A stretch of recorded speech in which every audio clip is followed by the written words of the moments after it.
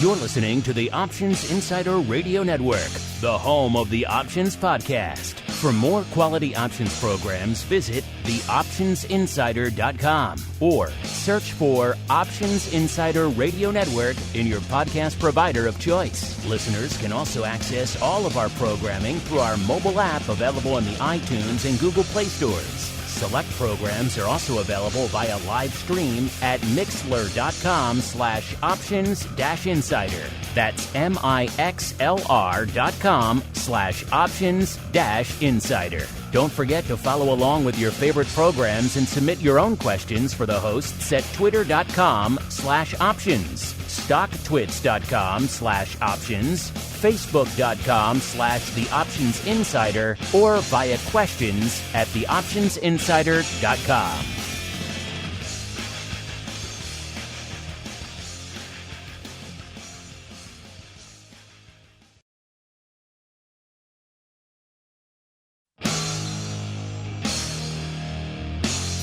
And now, it's time for the show that breaks down the options market from unusual activity alerts to market analysis, strategy overviews, listener questions, and much more.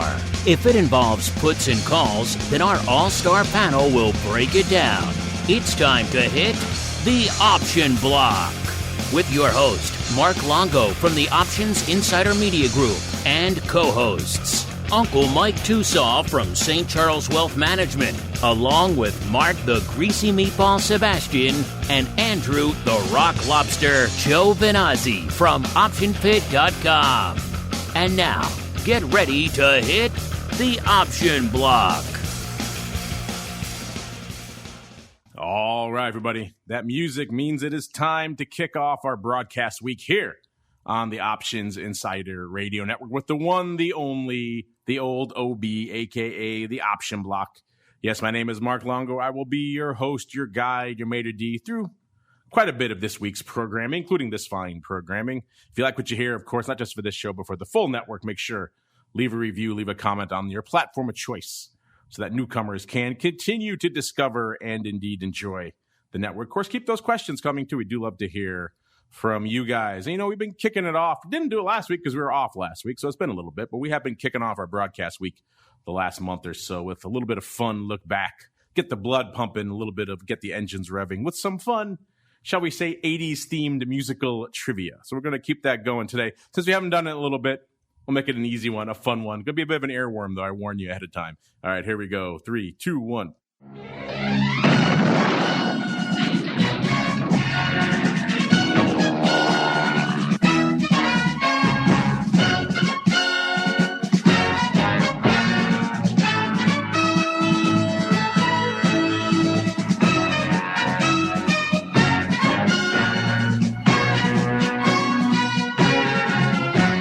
I do love it when a plan comes together. All right, that one's going to be in my head now for the rest of the day. But there are worse things to have in your head than the A-team. Oh, I just said the name. But you know what? It says it in the intro. So it's kind of an easy one. Let's make it official. First, let's go out to the rockingest of lobsters. I do believe it is the Options Pit turn at bat. Mr. Rock Lobster, a.k.a. Andrew Giovinazzi from OptionPit.com. Welcome to the program, A and B. Can you possibly guess what program that is from, sir? You know what? I would love to guess what it was, but I cannot hear any of what you played. Oh, well, there you go. I guess you lose then. So let's see instead. There's a lot of choices out there, so I'm afraid that I have like a 1 in 10,000 chance of hitting the right 80s program. Oh, well, then let's see if Uncle Mike can get the answer correctly. Mr. Uncle Mike, sir, I put it to you, of course, Uncle Mike TOSAW from St. Charles Wealth Management. I'll give you a hint. You do love it when a plan comes together. Mr. Uncle Mike, sir. A, welcome to the program. B, any chance of guessing this one, sir? Well, you're making it really tough, but I'm going to go with the A-team. I know the A-team. I remember there was an episode when William Perry was on, when Hulk Hogan was on. The A-team was the 80s, and it was a great show. And hopefully whenever I go hunting, my aim is better than the bad guys or anybody when they shoot in the A-team. That's my thoughts on the A-team. That's true. They had how many seasons of that show? And I think BA got hit like once, and that was about it. No one else got hit, let alone thousands of bullets going off every episode. Yes, you're right. A-Team was the 80s. It kind of personifies it. And we kind of personify the options market this day. Let's get rolling right on into the trading block. It's time to break down the latest topics, trades, and trends in the world of options. It's time for the trading block. All right, everybody. Let's see if the market likes it when a plan comes together. Apparently they do, particularly when that plan is maybe on the virus side. Coming into today's show, we're seeing yet another day that ends in Y and a rally on the street. Most of the major indices firmly in the green. The S&P, once again, the Goldilocks, as it is wont to be these days, up about 1.5%. The Dow up about 1.33%, and the Nasdaq up about 1.75%. So pretty much the breakdown, pretty much as you would expect for an upside day out there. Let's see what's going on with our old friend VIX Cash. Come into Showtime. It was at about a 25 3/4 or so. It puts it down about 3 1/4. Now it's down to about 25.5. So almost 3.5 points from our last show. So quite a bit of erosion kicking in on the old VIX front there. Our old friend VVIX, aka the volatility of volatility, at about 110.5, down almost 10 handles, about 9.5 handles. So it was at about exactly 120 on our last show, and that's of course our barometer for VIX volatility. But hey, we actually said recently on the show that barometer maybe needs to be adjusted for the COVID regime. Then we've got VXX at about a nice firm 25 out there, down 2 handles pretty much exactly from last show. What's causing all this just jubilance on the street out there today? Well, you know me, more buyers than sellers is the hardcore answer. But seems like AstraZeneca is resuming their vaccine trials. Remember, they infamously paused them because one of the recipients had a strange illness that they couldn't really come to terms with, so they paused it out of an abundance of caution. It's like they're resuming that, so that's clearly a good sign. They're not as worried about the impact of that. Also, Pfizer said over the weekend that they believe their trials, they should know if their drug is, or I should say their vaccine is effective by the end of October, and if that's the case, it could be in our hot little hands in the U.S. here by the end of the year. So all that seems like it's combining for a little bit of green on the street, but then again, it's a day that ends in Y. You never know. Also, TikTok, apparently that TikTok dance. I was just pontificating last week about how it seemed like strange that the Oracle straddle wasn't pricing in any TikTok juice, and that certainly seems to be the case now, because it does seem like Oracle going to be the winner in that TikTok dance after Microsoft said their bid was rejected. So a lot to parse here on the program. Let's go back around the horn. Let's start because he got it right. He wins. Let's go to the rockingest of lobsters. Mr. Rock Lobster, sir. Let's go to the uncleest of Mikes. He got it right. Mr. Uncle Mike, sir. What is lighting up your tape today? Well, I'm just getting kind of fired up on the A-Team right now. I'm ready to go out and see, I told you. Get you pumped for the week. Else. Very much. Nothing better than pity the fool that's on the wrong side of this market. But nonetheless, just kind of looking through things. It does seem like the only real news that's out right now does seem to be the hint of optimism on the COVID testing. Whether I'm not convinced we're going to have a vaccine that is like the foolproof end-all be-all vaccine by in a month or 2 months or whatever, politics aside. Now, are we going to have something, the next big thing, so to speak, that's going to claim it is? Yes, I think something's going to come out there. November 3rd is my prediction date on that, but that's another story. Or maybe a little bit before that. There'll be the Republican vaccine and the Democrat vaccine. The Republican one will come out like October 25th. The Democrat one will come out November 3rd. That's kind of my prediction on the vaccine. But with it, the problem with the vaccines is that even flu vaccines, we don't get right every year, meaning whenever you do a vaccine for flu shots every year, you have to have predictive models of how the virus is going to be. So even if we have a vaccine, it's not really going to be like a polio vaccine or a chickenpox vaccine or something like that, to where you're in theory, nothing's ever foolproof, but it's not going to be like that. It's going to be like a flu vaccine, to where hopefully they predicted the strand of the virus right and it'll work. So with it, I'm not convinced that that's going to be there. Now, of course, the good news is that, and of course, there's always good news, is that death rates. Most of the death rates are typically with people who have higher risks anyway. Not anyway, but people that are more susceptible to older people, people that are obese, people that have asthma issues and things like that. Not that that's good, but what is good is that we know a little bit more about how to treat the disease, a lot more about how to treat the disease than we did 6 months ago. So that's a good thing from that standpoint. And so I think ultimately that side of it, the fact that we'll have some type of vaccine and the fact that our medical community knows a lot more now than they did 6 months ago, that's the good news that I'm seeing. And we are functioning more as a society with people going out and people doing stuff. So with that, I think that it's important to understand that whether we have a new normal or no new normal, I think in time we're going to have the old normal back. It's just that now we've added a disease that our medical community has stepped up and done a great job with learning how to treat it so far. And we're just not there yet to the end of it. So that's kind of where what I'm seeing right now from the standpoint of COVID. In terms of the market, we're still right around that 3,400 mark with the SPX, or we're kind of hovering around that. We did go over it for a little bit today, but we're at 3388 right now as I'm looking at my screen. So we have that. And we still have a ways to go from the all-time highs, but we are starting to bounce back a little bit from the pullback. We were a little bit lower last week. So far, it's a great start to the week for those of us bulls out there, and markets appear to be holding. Important thing to point out, though, is once again that this has been a gap up kind of market, in that the close of Friday's market, we gapped up a lot of these points overnight. So I believe the high last night, we're close to the high last night in the Sunday night market.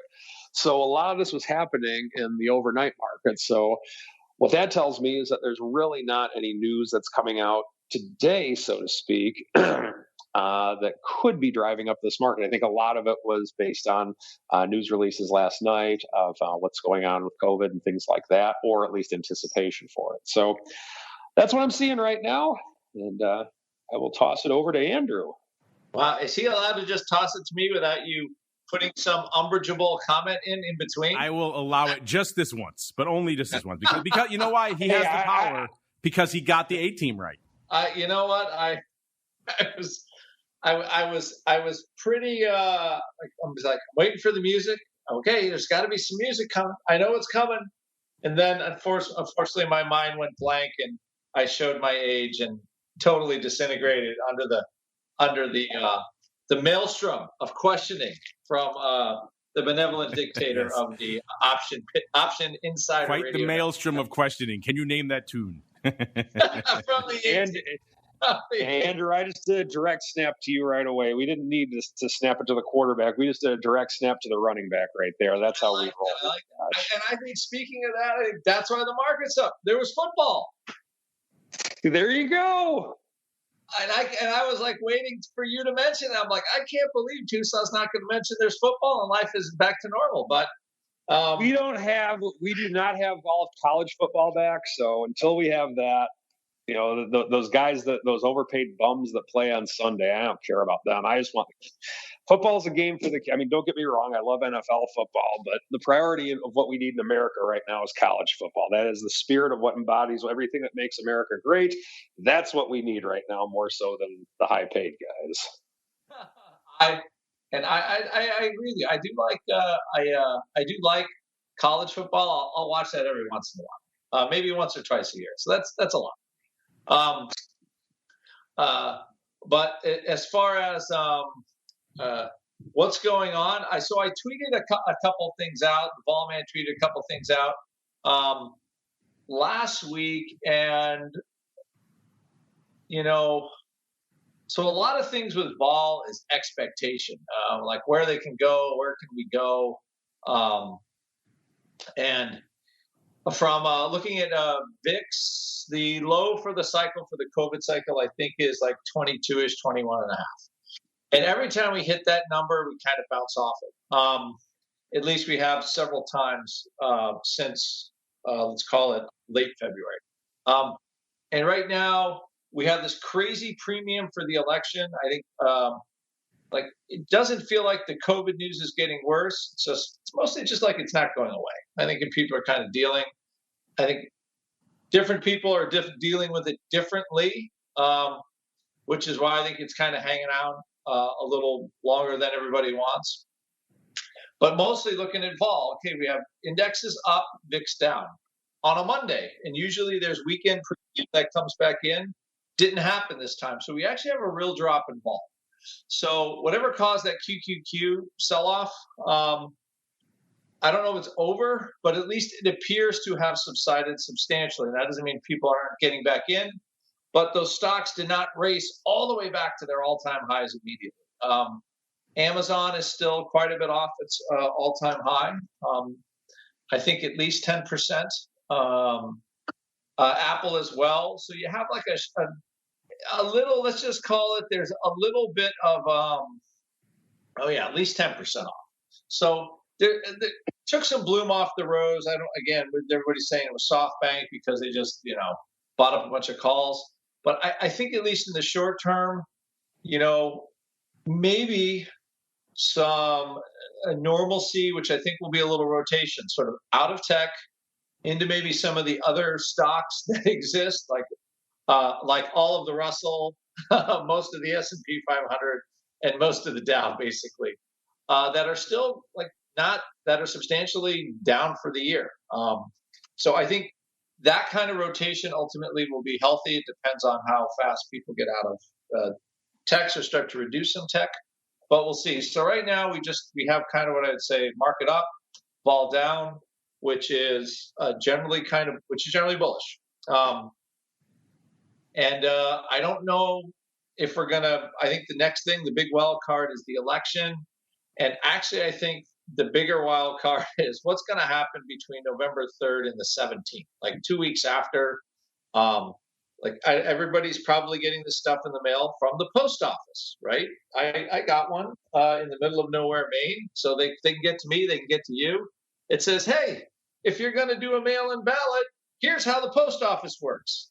Don't wait till the last minute to send it in. Send it in so it has plenty of time. The post office is saying this to people.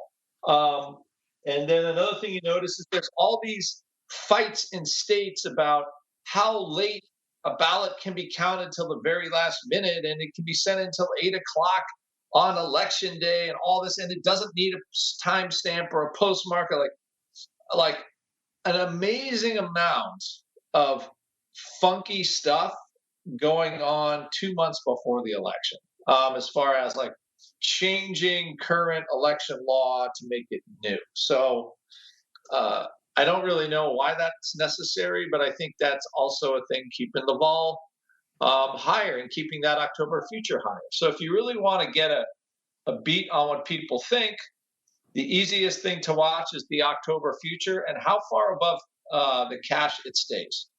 It's only $4.62. It was as much as $9 over 2 weeks ago prior to that explosion in NASDAQ. So there's still election premium there. There's still considerable uncertainty there. And apparently the big, huge bid for premium was all related to the Qs and how those things are totally taken off. So, which as an ex-market maker and Longo can figure this out, when you run out of calls to sell, vol goes higher. And he's probably felt that viscerally like we all have. So that's what we have from this point of view, but it does look like things are subsiding somewhat, and we are seeing lower vol in the October cycle. So remember, VIX is looking at what's expiring a month from now, which is about the middle of October. And by the time we get to September expiration, it will be the October SPX it's looking at. So again, very interesting type of pricing. I still think the node will be bid because I think the COVID seems to be getting better pretty much on a monthly basis, right? There's a shock for some cases and then it all kind of subsides. So in month blocks, COVID seems to be getting better. It doesn't really seem to be getting worse. But the election thing is still sitting there. So the market, when it has a date, it's basically going to act like a giant earnings cycle. And that's what we have. It's like the election is a giant earnings cycle where the straddle in November will probably hold its price or decay very lightly, which means the IV has to go up to counteract that. And that's what we'll see till the election. So I think that unless there is a massive change in something, which I think is always possible, we're going to see a lot of this sort of, market up and down, not quite getting back to highs, unless we do get some pretty fantastic news. Although there is the Chinese vaccine, and there's the Russian vaccine. So I just figure, with those two vaccines, everybody should be in euphoria land right now. But I guess it's not translating across either the Pacific or the Atlantic quite yet. I guess not, indeed, sir. All right, let's move on out to what we've got going on here in terms of the market. I just want to make sure. Let's look really quickly because you were saying you heard me a little bit different there.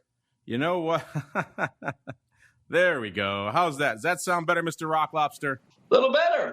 Yeah, that's how you weren't hearing. You know what? There we go.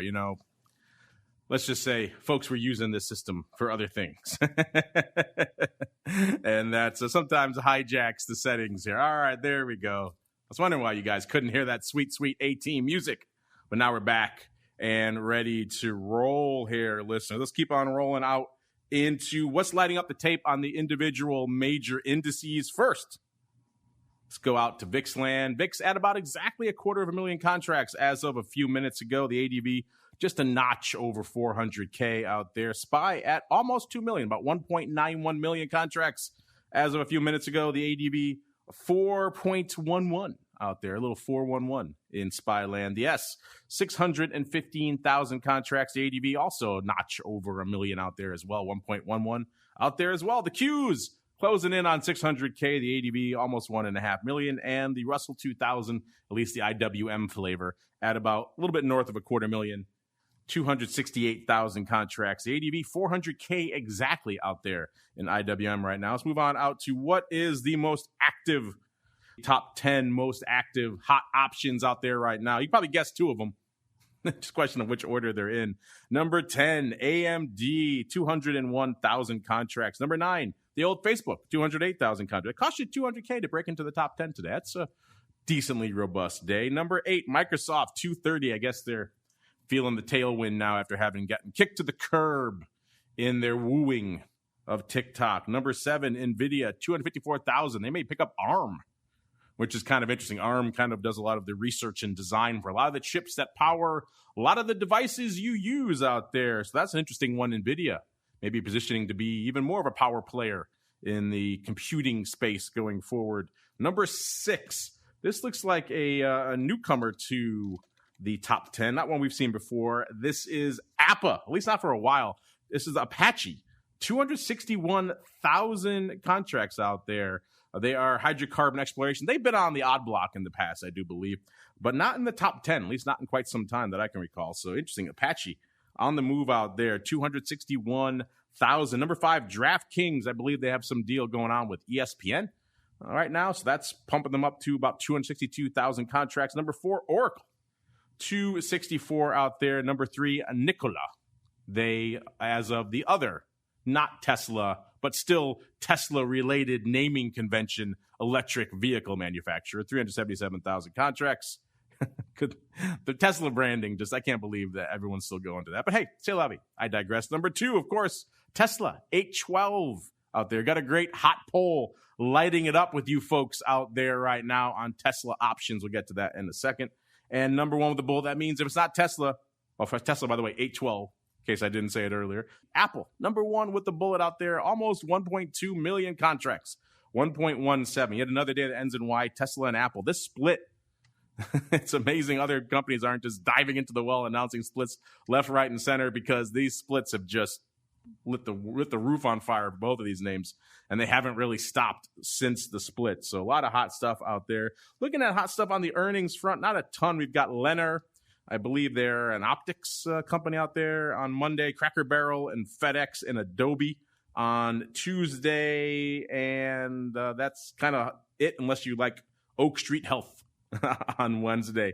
So not a lot of big names, but the ones that are out there, we do have the reports for over there, theoptioninsider.com, as well as all the previous names. We have their earnings move and earnings move results reports, and of course the earnings season report, the ever important earnings season report. Let's look really quickly here. Leslie Leonard, they're popping off after the bell today. They're at 77.5. They're about almost $5 in their straddle, 486. In the past, they've moved $2.96. So that formula hasn't been a winner so far for pretty much the entirety of the earnings season. Let's see. Maybe Leonard can buck the trend.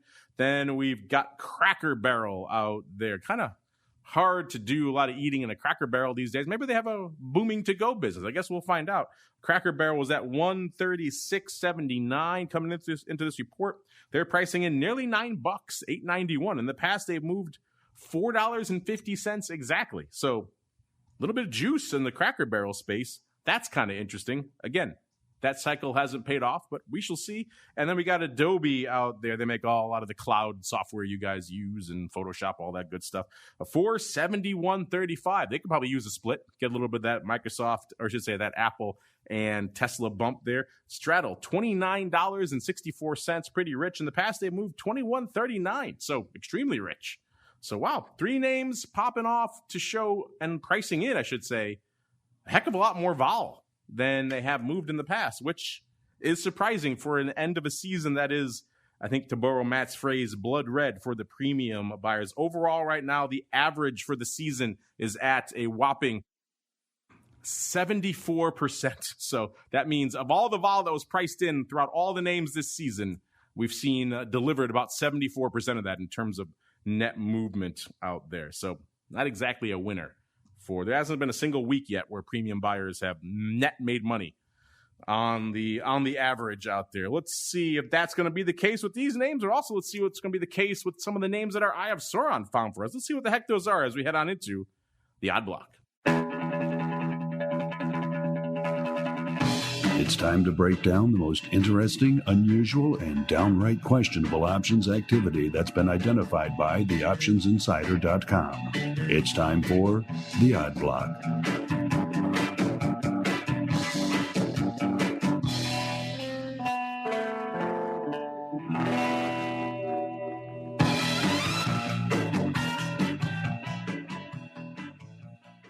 All right, everybody.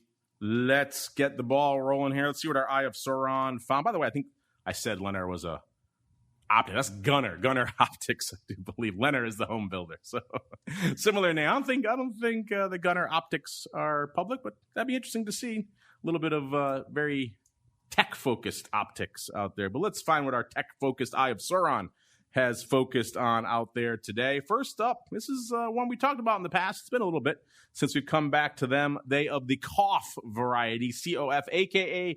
Capital One Financial, trading right now $74.82. Good day for them, up $3.74. So nice little bump for Capital One out there today. Let's look here really quickly.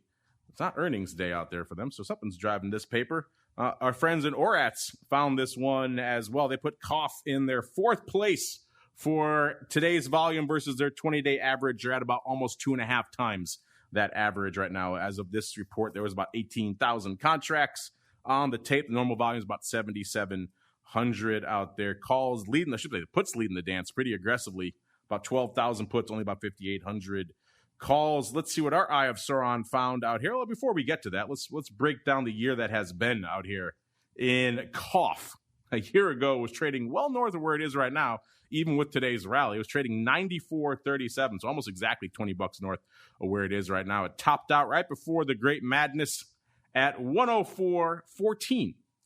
That was on February 19th, and we all know what followed from there. The great sell-off. It got down to $38. I think the technical term for that is dang. So 104 and change down to $38. Then, like a lot of names, it had a lot of peaks and troughs after that. Got up to almost 60 again by March 26th, then sold off again to 42 again by April 3rd. Back up to $60 pretty much even on April 9th, and then back down to the low 50s, like 50 exactly again. All did that a few times. And then it topped out again. You'll never guess when it topped out, listeners. Oh, yeah, $80 even on June 8th.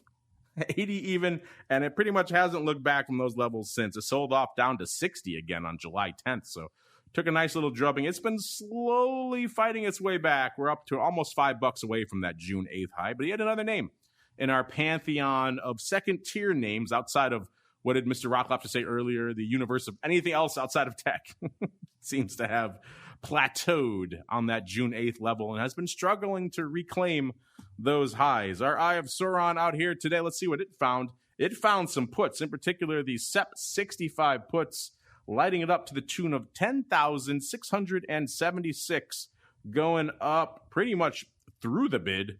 The bid was 14 cents. These went up for almost 12 cents, $11.8 cents out there. So they were 14 cents at 18. They went up for 11.8 cents. This wasn't late.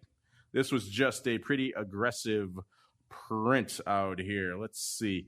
There are earnings there on the 22nd of October. So not in this cycle. So this is not a straight up earnings play. Mr. Rocklops, this is an interesting strike, the 65 strike. They were down there not too long ago. They were below that. They were trading $60 even in July. So that isn't exactly a home run of a strike to sell, but they're not getting much juice for it at all. They're getting not even 12 cents. So someone, Mr. Rock Lobster, seems like they're drawing a pretty aggressive line in the sand. They say, premium be damned. I would like to buy myself some cough if it gets below 65 cents. Is that your takeaway as well today, sir? It is, but I have to have my. It can't be a show unless I have some sort of umbrage. When are we going to see the line in the sand fund for the line of the sand puts that you and I highlight? We have a lot of them in the to be watched. We could spend hours reviewing the names we've highlighted. I try to pepper them back in so they don't overwhelm us, but we do have many pages of names to review. If that floats your boat, I'll make sure we float a couple onto the next show. How's that? Okay, just because I am grumpy most of the time. But anyway, this is definitely a line in the sandy. End of the week, vol was pumped because of, like we said before, selling everything last week. Payment processors have been doing pretty well since everybody's shopping online. This looks like opening paper just because the volume's so huge relative to the open interest. And a week to go. I mean, that's kind of like line in the sand, all right, they want to sell 10,000 puts. They want to take in their dime, make their $100,000 and call it a day and, maybe get some new upholstery for their Ferrari. So that's kind of like what I view this type of trade as. Would you like to add this one to your category of to be watched, sir? Yes, I think we should put it in. I would guess that these puts go out worthless, but, that would be just a guess, although the delta is only 3, so I'm not taking a big leap with the guess. Does this float your boat, a 12-cent put? Does that get you excited? It doesn't, on the face of it as a trade, it's not very exciting. But if I'm a fund and I want to pick up some COF, that is a way to do it. No doubt about that. So it is a way to pick up stock. And if they can't get it, that is, you think of it, it's kind of like interest for 4 days. That's sort of how I think, a fund manager would look at that if they need to buy, 1 million shares of COF. They're sitting there waiting around to buy it. They're having a hard time getting it for where they want. So they say, screw it, I'll just sell these puts and see if it sells off. So a way to manage that position. So not a terrible use of time or dollars on that one. I guess getting paid about 12 cents is better than not getting paid 12 cents. It's working a 65 bid. So I'm down with that. When in doubt, get paid versus get paid nothing. All right, let's see out here. Moving on to our next name out here. We'll put this to appease the Rock Lobster. We'll put that last one in our to be watched. We have many to return to in that category, listeners. So maybe we'll do some all review episodes coming up here just to appease the grumpy Bert. That is the Rock Lobster. He's no Ernie. He's definitely a Bert. As we move on out to, let's see. Oh, this is a newcomer to the odd block here. We go on out now. Our Eye of Sauron has fixed its gaze upon Axalta Coating Systems. In case you're wondering, this is a coatings company. Couldn't figure that one out. They make coatings for light and commercial vehicles. And this one is ticker symbol AXTA, A-X-T-A. I didn't remember this one if we had profiled it before. 24.25 is where it's trading right now, up $1.10, up nearly 5%. So a decent little pop here for good old Axalta. A year ago, they were trading 31.35, so yet another one that was in the category of much higher a year ago. Oh, how the worm has turned in the year that is our Lord 2020. Let's see. They kind of hovered in that range. I mean, it's a coatings company. I'm guessing you're not going to see a lot of vol or juice out here. They hovered in that high 20s, low 30s range until the madness popped off in mid-February. Then they sold off to $12.92. And then they began the long, slow, inexorable track all the way up to their near-term peak of $25.17. I don't even need to look at these charts anymore. I see these peaks. I know exactly when it is. Yes, June 8th yet again. 25.17 there, and it pretty much hasn't looked back since. Sold off down to the low 20s again, and it's been trying to fight its way back. It's a little closer today, up $1 and change today, so maybe a little bit of good news in the coating company, even though it looks like Berkshire just dumped some shares of this bad boy. I guess Berkshire had some of this, and they dumped it, and then apparently that's enough to make the stock rally. Hey, go figure. Maybe they were done with that Buffett guy. They didn't want that Buffett guy holding their stock. Let him get rid of that. Apparently, Buffett likes himself some coatings, but not enough to not divest some of it out there of late. Let's see what our Eye of Sauron found out here. Let's see. It was the OC25, so pretty much almost at the money calls right now, going up 3,800 times. These were opening on the Philly for 65 cents. As the cool kids like to say. These were 35 cents at 65. I don't think anyone actually says that, but it sounds silly nonetheless. 35 cents at 65. They went up for 65 cents, so lifting the offer, kind of what you'd expect for a very light name like AXTA Coating System, I should say Axalta Coating Systems. Again, this is opening on the Philly, but, they weren't done there. Someone said, you know what? I really like these things. I'm going to come in and get another, 11,000 and change. Total about 15,000 have traded of these bad boys on the day. That's a heck of a lot for a sleepy name like Axalta, aka AXTA. Let's pull it up here right now and see what their ADV is. If I can type the tipper right, that would probably help. There we go. Let's see what their ADV is right now. They're at about 50.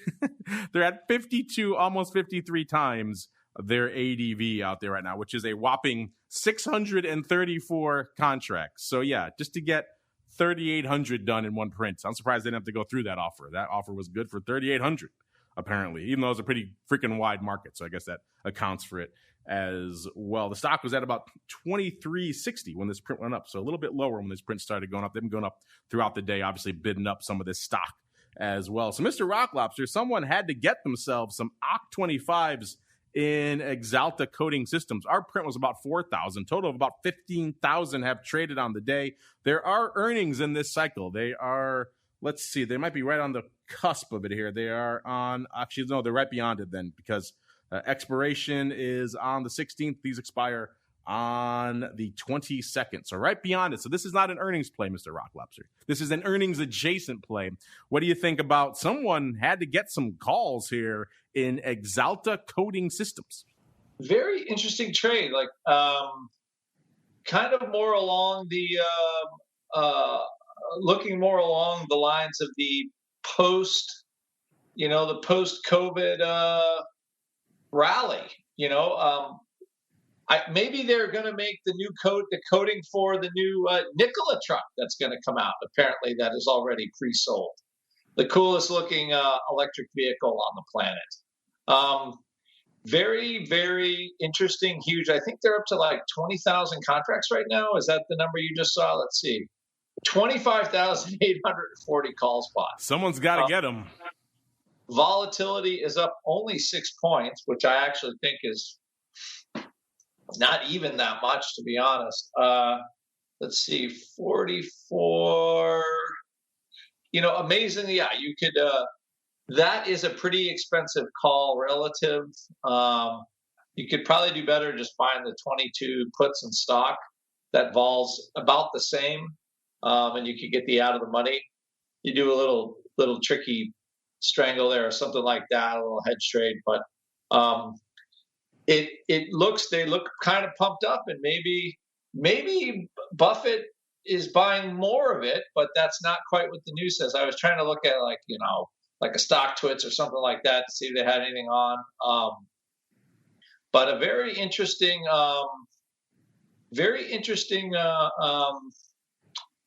flow. And then it's definitely I'm just looking at the stock twits. Yep. Oh, call activity, buying. Interesting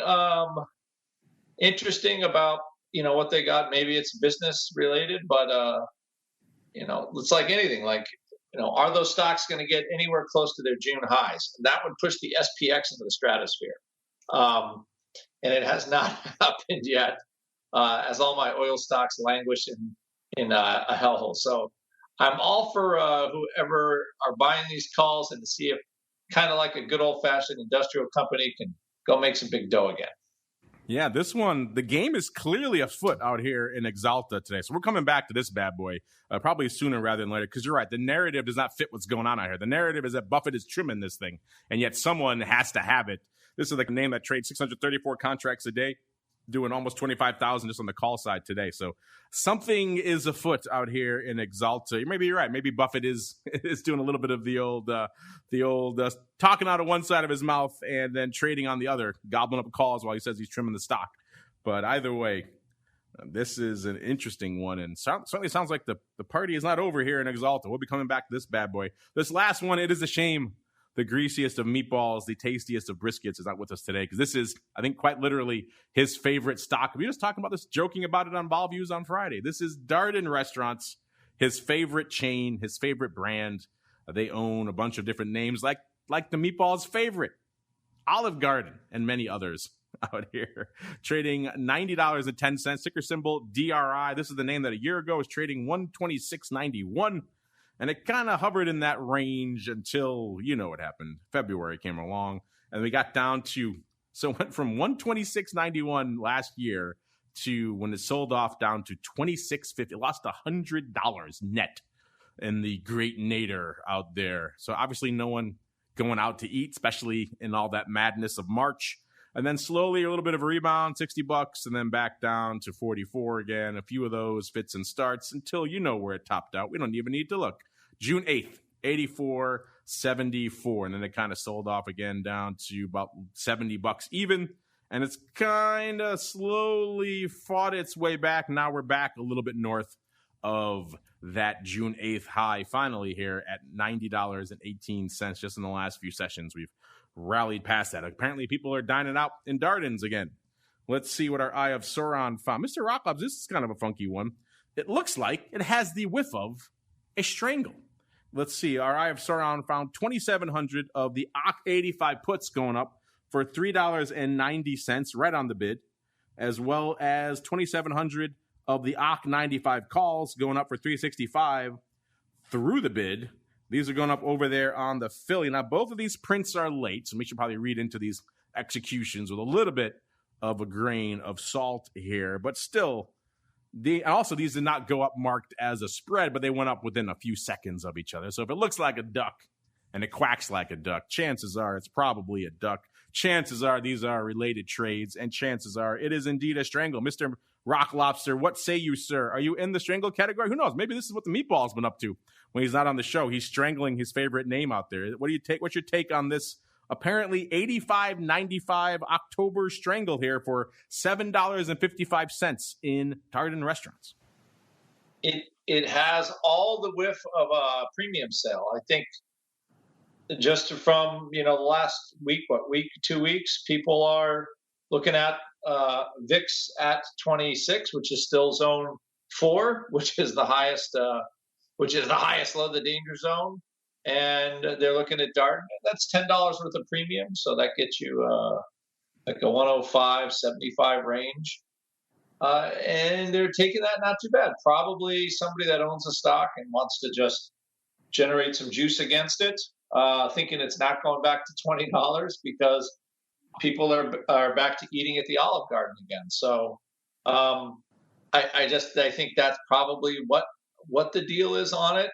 Just taking advantage of, hey, this is some pretty high vol, and we're going to buy this stock. And eventually, kids will go back to school, and parents will be, grabbing dinner at Olive Garden. So it won't be the meatball that'll be eaten at Olive Garden, but I think the rest of the population will.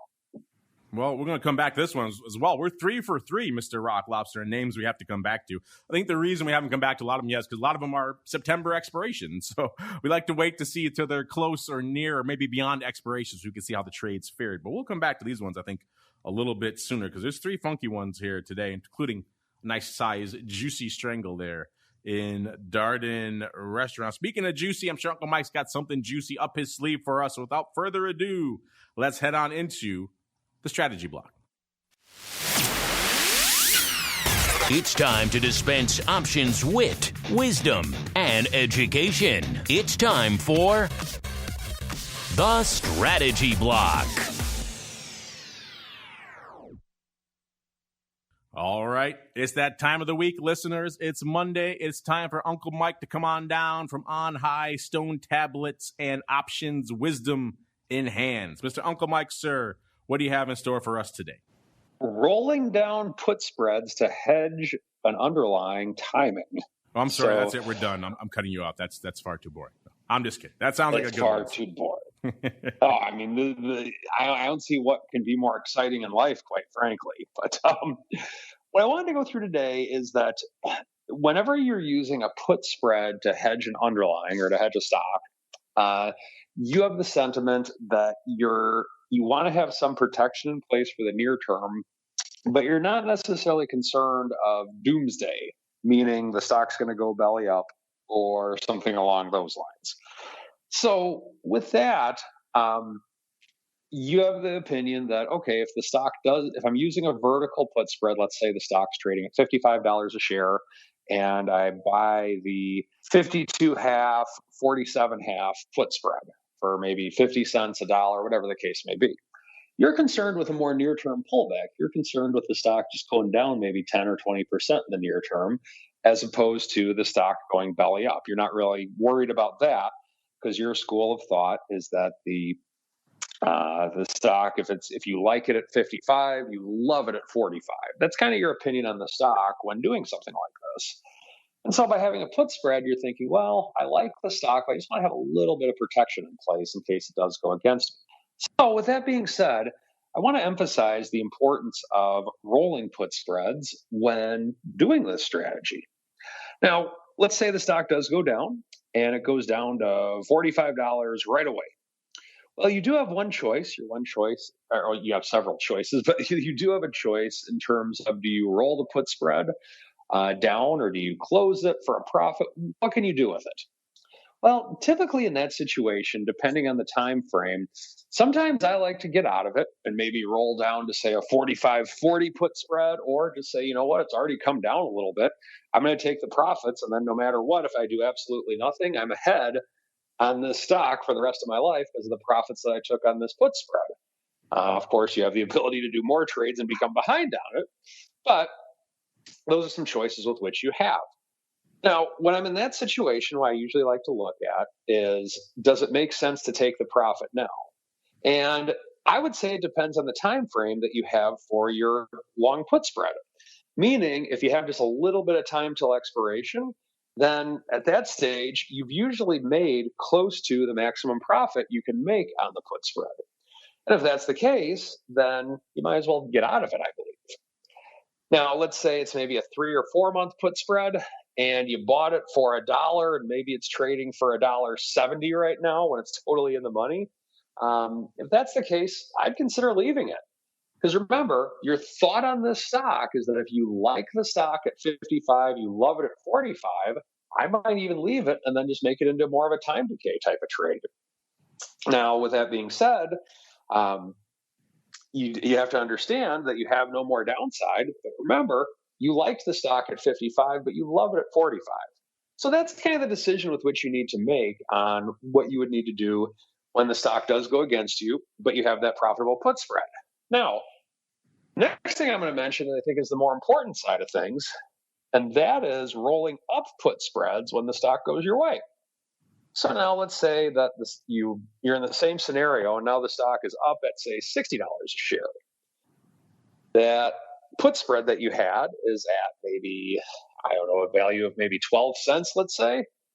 Well, if that's the case, I think that what's really important is if you want to maintain a hedge in the stock, then you need to close out that put spread that you have currently and roll it up to, say, a 60-55 put spread.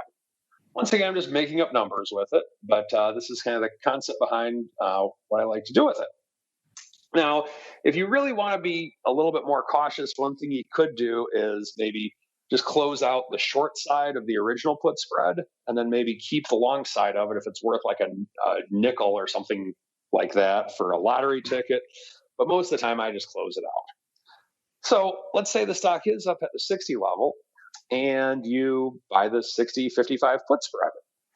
Well, with that, now, if the stock goes back down to where you originally got into it, over the long term of this, from where you got into it and where it is at the current time frame, what you've actually done is created money out of thin air, basically, on a stock that's at the same spot where it was when you got into it. So I think it's important to make an adjustment when the stock goes against you. Don't get me wrong. But I contend that it's even more important to make an adjustment when the stock goes your way. Because let's say by doing this, you continue to do it, and the stock goes to 60, 70, 80. At some point, usually there is a pullback. And if there is a lot, if you can catch it just once, odds are you'll be at least break even on this, or at least ahead a little bit when doing a hedging strategy when the stock is going up. And that's where it can get really exciting.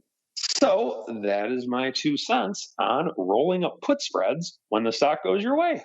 All right, everybody. Now let's keep on rolling into our final segment. It is time to go around the block. It's time to tell you what we'll be watching on our trading screens until the next episode. It's time for Around the Block. All right, everybody. Before we go around the block really quickly here, we got a hot new poll up there on the old @options. You guys can follow it for yourselves. Make your voices heard like a bunch of you already have. It went live right before the show did here. It'll be live here for a few days here, so you'll have a chance to get to it. I believe, till I'm sure if it'll be live through our Thursday show. So get out there on @options if you haven't already. Asking you about a topic a lot of you have thoughts on. It's the old Tesla. It's been on a wild ride of late. We've seen a number of quote-unquote interesting strikes come across our option scan of late. Remember those much ballyhooed 3,500 talked about not too long ago? That's just one of many. That raises the question, though. What do you guys think is the largest open position in Tesla right now? We ask you once again, honor system, no cheating, no pulling up on your brokerage platform. Use that gut. And we gave you 4 choices, as we are wont to do. We're nice enough. Multiple choice here. We gave you the Jan 500 call, D's 350 put, June 750 call, and the January 1 put. Yes, 1.0 put. All of these strikes are equally absurd in their own ways, some more than others.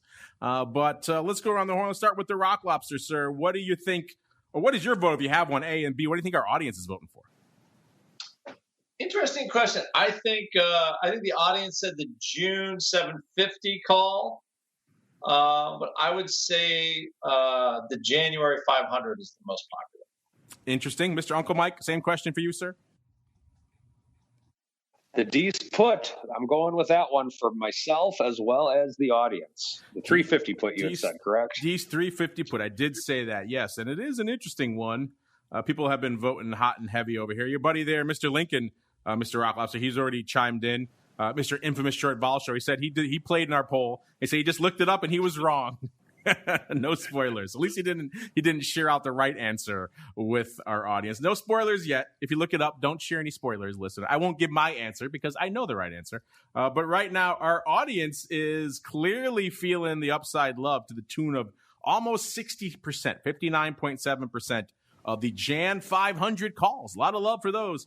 Followed by number 2, June 750s, 19.4%. Then in the tie at 10.4% each for number 3. We got the D's 350 put and the Jan 1 put. So that's going to go for another day or two out here. So get your votes heard. Get them in. If you haven't already, we'll reveal the winner on Thursday's option block. But now let's go around the horn. Let's see what everyone's watching outside of the hot Tesla positions out there. Mr. Uncle Mike, we'll start with you, sir. What do you have your eye on for the rest of the week until we gather here together on Thursday? Well, I want to see if we can get a little bit of a follow through today because we pulled back last week, and then we have the 3,400 mark that we're at right now. Want to see if we can make a run for the 3,500 mark on the S&P. So just kind of watching the specific numbers on the S&P at this point in terms of news. One day it's great, one day it's bad. We're kind of in that type of market, but I'm focusing on the numbers. Someone just sent in a fun GIF for our poll of Bugs Bunny and Daffy Duck fighting over an up and down arrow is attached to a tree, and they're flipping it back up and down. And apparently he says that's what Tesla options trading is. Yeah, I'm kind of with you. There is a little bit of that out there. Mr. Rocklop, same question for you, sir. What are you keeping an eye on until we gather here together on Thursday? I like to see just touching that low area in VIX again. If we do have some follow through out of all this action. So I think the better the COVID news gets, I think that's in general S&P 500 up and all the stocks that haven't participated go with it. The election though will keep that funky volatility high. So those are the two things I'm looking at because the right hand is not quite talking with the left hand on this. It does not appear to be at all, sir. You are correct.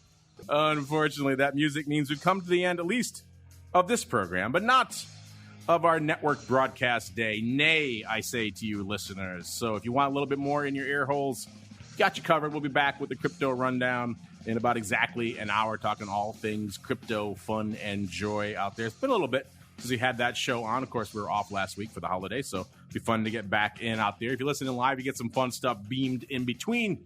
And, of course, if you're listening after the fact, like many of you are, then by all means, just hit next on your device of choice. Of course, we'll have a lot of interviews coming at you tomorrow. A lot of other shows popping off. Got Wednesday Education Wednesday back in full effect. Boot Camp, OPR, and we'll back again on Thursday for more fun stuff with Twifo and the old OB. And if you want to learn more from each of our cohorts here about what the heck they have that may interest you, let's start with the Uncles and Mikes. It's Uncle Mike, sir. What is cooking in the land of St. Charles? Well, if you are interested in working with a financial advisor who is not afraid of the option product and wishes he could have a specific put option on COVID, feel free to contact me, 630-885-0017, or check out my website, stcharleswealth.com. There you go. stcharleswealth.com. You too can call them up and talk about specific COVID puts or anything else that floats your boat. And Mr. Rock Lops, same question for you, sir. If folks are intrigued, they want to join the Legion or the Pit Chat or any other fun stuff you guys have cooking over there, where should they go? What should they do? Oh, yeah. Come on over to optionpit.com. Go into our memberships area. Also, we'll have a new cool product coming out. So lots of stuff going on. But yes, if you want the Legion, hopefully one of these days we'll have fancy hats and T-shirts. And that's where you go. Put your learning on. We're learning the practice of trading an option pit using volatility to help you become a better investor. That's what we do. We've been doing it for 10 years, and hopefully we'll be doing it for another 10 and another 10 because I like hanging out in Maine and just not having to work very hard. So please come and learn how to trade options for life. Keep him in his very highfalutin Maine isolated lifestyle. Remember, he was social distancing before it was cool. Head on over to optionpit.com. You can ask him why for yourself. Keep him in that social isolation lifestyle for another week. And on behalf of the Rockingest of Lobsters and the Uncleest of Mikes, and indeed myself, I thank all of you out there for downloading, for streaming, for subscribing, for listening live, for all the other fun stuff that you guys do. Keep the questions coming, voting in our polls, all that good stuff. And we'll see you back again on Thursday for more of the Option Block. You're listening to the Options Insider Radio Network, the home of the Options Podcast. For more quality options programs, visit theoptionsinsider.com or search for Options Insider Radio Network in your podcast provider of choice. Listeners can also access all of our programming through our mobile app available in the iTunes and Google Play stores. select programs are also available via live stream at mixlr.com/options-insider. That's mixlr.com/options-insider. Don't forget to follow along with your favorite programs and submit your own questions for the hosts at twitter.com/options, stocktwits.com/options, facebook.com/theoptionsinsider, or via questions@theoptionsinsider.com.